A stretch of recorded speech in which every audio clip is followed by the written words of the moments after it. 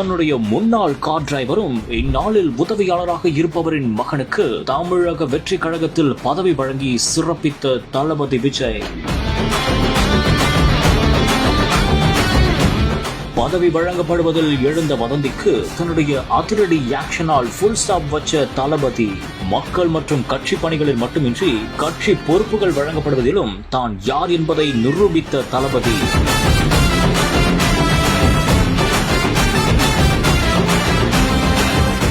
தமிழக மக்களுக்கு நல்லது செய்ய வேண்டும் என்ற நோக்கத்தில் தமிழக வெற்றி கழகம் என்னும் கட்சியை தொடங்கி தற்போது விஜய் ஓராண்டு காலம் கடந்து 2ஆம் ஆண்டிலும் அடியெடுத்து வைத்துள்ளார். இந்த ஒரு நிலையில் மக்களுக்காக பல்வேறு நலத்திட்ட பணிகளையும் செய்துள்ளார். இதே ஒரு சூழலில் இறுதிக்கட்ட மாவட்ட செயலாளர்கள் பட்டியலை தமிழக வெற்றி கழக தலைவர் விஜய் வெளியிட்டுள்ளார். அதில் தான் குறிப்பிடத்தக்க ஒரு அம்சம் அரங்கேறியிருக்கிறது.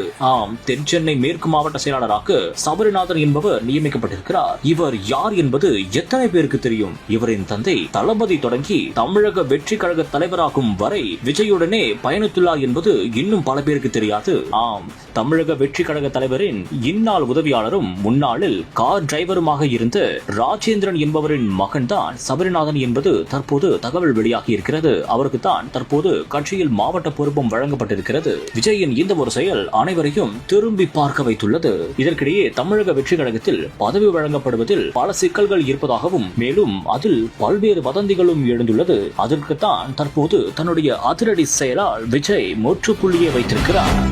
Satyabama Institute of Science and Technology admissions open.